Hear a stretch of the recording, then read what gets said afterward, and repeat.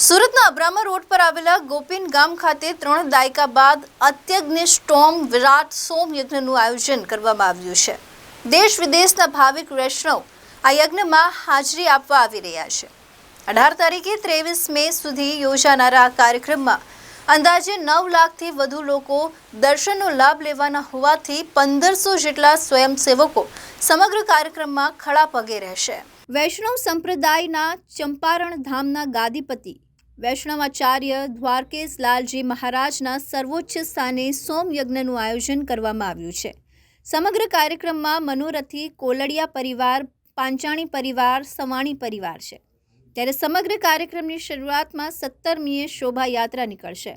સોમ યજ્ઞ દરમિયાન દરરોજ રાત્રે વિવિધ સાંસ્કૃતિક કાર્યક્રમનું આયોજન પણ કરવામાં આવ્યું છે, જેમાં પુષ્ટિ માર્ગીય રાસ, શ્રીનાથજીની ઝાંખી, લોટી ઉત્સવ, માળા પહેરાવી, પહેરામણીનું આયોજન કરવામાં આવ્યું છે। ગાદીપતિ વૈષ્ણવાચાર્ય દ્વારકેશ લાલજી મહારાજે કહ્યું કે મુંબઈ બાદ સુરતમાં આ પ્રકારનો ભવ્ય સોમયજ્ઞ થવા જઈ રહ્યું છે, જેમાં દેશ વિદેશથી વૈષ્ણવો પધારવાના છે।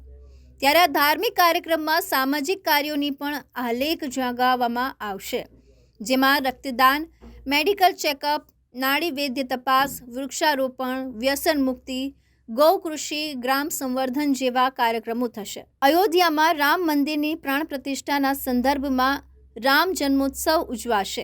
સાથે જ વિશાળ આરતી પણ કરવામાં આવશે।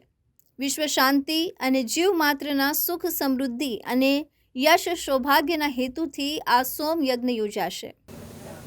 શ્રી કૃષ્ણાય નમઃ, શ્રી ગોપીજન વલ્લભાય નમઃ। આપ સૌ અમારા આત્મીયજનો, સ્વજનો, સુરતનું આ વરાછા રોડ જે ગોકુળિયું ગામ કહેવાય છે, ફરી એકવાર ભાગ્યશાળી બનવા માટે જઈ રહ્યું છે।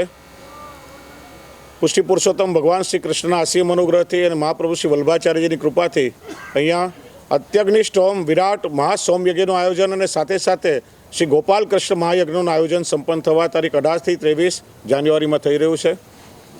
ત્યારે આ સોમયજ્ઞનો મુખ્ય હેતુ છે રાષ્ટ્રનું કલ્યાણ। જે આપણો સનાતન વૈદિક ધર્મ કહેવાય છે અને ભારતની ભૂમિ એ વેદની ભૂમિ રહેલી છે, અનાદિકાળથી ઋષિમુનિઓની તપસ્યાઓની ભૂમિ છે। તો આપણી વૈદિક સંસ્કૃતિનું જાગરણ, રાષ્ટ્રનું કલ્યાણ આ સોમયજ્ઞના માધ્યમથી લોકોનું જે સ્વાસ્થ્ય છે એની જાળવણી, કારણ કે સોમયજ્ઞના જે ધુમાડા છે એનાથી અનેક પ્રકારના રોગના વિષાણુઓ, જીવાણુઓ ખલાસ થાય અને એક પોઝિટિવ વાઇબ્રેશન લોકોને મળે, પંચતત્વનું શુદ્ધિકરણ એનાથી થાય। સાથે સાથે વૃક્ષારોપણ અભિયાન, ગૌ સંસ્કૃતિનું જતન, વ્યસન મુક્તિ અભિયાન, વિવિધ પ્રકારના મેડિકલ કેમ્પ્સ, એ પ્રકારનું સામાજિક આયોજન પણ સાથે સંપન્ન થઈ રહ્યું છે। અને આપણી મૂળ સંસ્કૃતિ નવી પેઢી સમજે માટે જુદા જુદા સાંસ્કૃતિક કાર્યક્રમો પણ સાથે થશે। અને 22 જાન્યુઆરીના દિવસે ભગવાન શ્રી રામચંદ્રજીની પધરામણી અને ભવ્ય મહાઆરતી શ્રી રામચંદ્રજીની સંપન્ન થશે અને લોકો રામચંદ્રજીના ભજનોનો પણ અહીં આનંદ લેશે। એ રીતે સોમયજ્ઞનો જે મુખ્ય હેતુ છે, સમગ્ર બ્રહ્માંડનું કેન્દ્ર કહેવાય છે, જ્યાં સુધી સોમયજ્ઞનો ધુમાડો પહોંચે ત્યાં સુધી વાસ્તુ શુદ્ધિની પણ કોઈ આવશ્યકતા રહેતી નથી, એવું શાસ્ત્ર કહે છે। સોમ એ સ્વયં ભગવાન શ્રી કૃષ્ણનું સ્વરૂપ છે, ભગવાને પોતે ગીતાજીમાં આજ્ઞા કરી છે। એટલે સોમયજ્ઞ દ્વારા આપણે, સોમયજ્ઞ એટલે પૂજાની એક યજ્ઞીય પદ્ધતિ છે। સોમયજ્ઞ દ્વારા આપણે ભગવાન શ્રી કૃષ્ણનું જ આરાધન કરવા માટે જઈ રહ્યા છે, યજ્ઞની પદ્ધતિ દ્વારા। અને આ યજ્ઞમાં જે હોત દ્રવ્યનો ઉપયોગ થાય એ માનવ માટે અત્યંત કલ્યાણકારી છે। આરોગ્યનું શુદ્ધિકરણ થાય, પર્યાવરણનું એનાથી શુદ્ધિકરણ થાય અને તમામ નેગેટિવિટી દૂર થાય અને આપણને એક અદ્ભુત પોઝિટિવ વાઇબ્રેશન મળે છે। સાથે સાથે સમગ્ર દર્શનાર્થીઓની મહાપ્રસાદ લેવાની વ્યવસ્થા છે।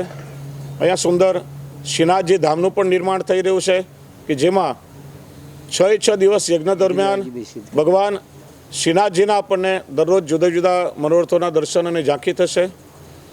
અને સાથે ગિરિરાજજીની પણ 7 કોશી પરિક્રમા છે। આખું ગિરિરાજજીનું ભાવાત્મક સ્વરૂપ છે, તો વૈષ્ણવ માનસીમાં શ્રી ગિરિરાજજીની પરિક્રમા પણ કરી શકશે। તો એ રીતે આ 6 દિવસો દરમિયાન ધાર્મિક, સાંસ્કૃતિક અને સામાજિક ત્રણેય કાર્યક્રમોનું ખૂબ સુંદર સંયોજન વરાછા રોડમાં સંપન્ન થવા જઈ રહ્યું છે। સમગ્ર વૈષ્ણવ સૃષ્ટિમાં અત્યંત ઉત્સાહ છે। દરરોજ લોકોના સેંકડોની સંખ્યામાં ઇન્ક્વાયરી માટે ફોન આવી રહ્યા છે અને સમગ્ર સનાતન ધર્માવલંબીઓ અને સનાતની પ્રજા, ધર્મપ્રેમી પ્રજા યજ્ઞમાં સાથે જોડાઈ રહી છે। Arvind Rathod, ABC news Gujarat, Surat.